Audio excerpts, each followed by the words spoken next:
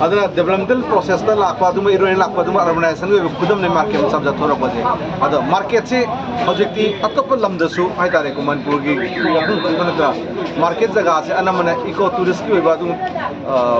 jaga amane ne am identify to yauna re adana hoji tourist lovers sing se apai tourist am pammi sing apai gi national level akno koi benina market la kan de indigenous people ne kam dong la ri ge market ubang me ba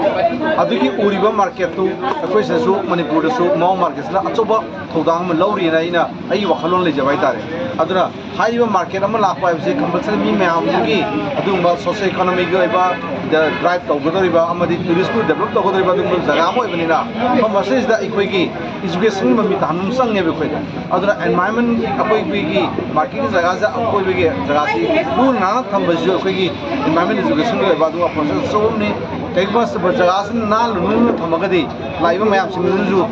सी जगह से ना ले हबगी मौसम लाकान the फगी environment protection की अचोबत दाम लौरी ने अदना अपना मेना नोंगने पुथोइबा एपिना पुथोइबा मोट पाइ तारे मफंगे बा मोपा मदि मई गे बा मोटपा मसे यामाइन के एकोइदा एनवायरनमेंट सोपे हले ने पेदा क्लाइमेट चेंज की इंपैक्ट हम सॉन्ग लाई नेशन मोरे कान अदना मरम मोरे कान एपिना लाइबा अपना पुथोइबा मोटपा हाइ तारे मफंगे बा मोटपा मदि मई गे बा मोटपा से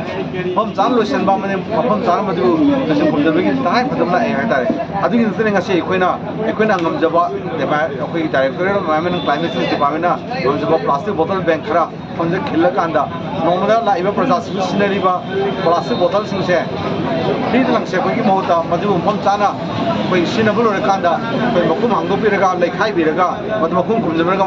प्लास्टिक बोतल बंगा खमदमिना मगदी मसु यूज तो कांगु खरना मदु अमोन रिसाइकल तो बगी प्रोसेस ता जगी जनु मसिना गमला साबा पाइप साबा चौकी साबा चिंबा मयाम सिनरी लोना अखोइ एनवायरनमेंट अमो बसे यामना फरकनाय तारे हाइबा मयाम जु लोशन खमजलौ दबदगी बिरेन लाखना नाला द लाखना कोइ सिंग साउद यामना मानगी अचौबा से हे अमद याम साउना कोइ उफंगी अद पुरेंदा मयाम अमो पलंग सममनि खलिंगै कोइ सिंग साउमाय जो मेहनदने कोइ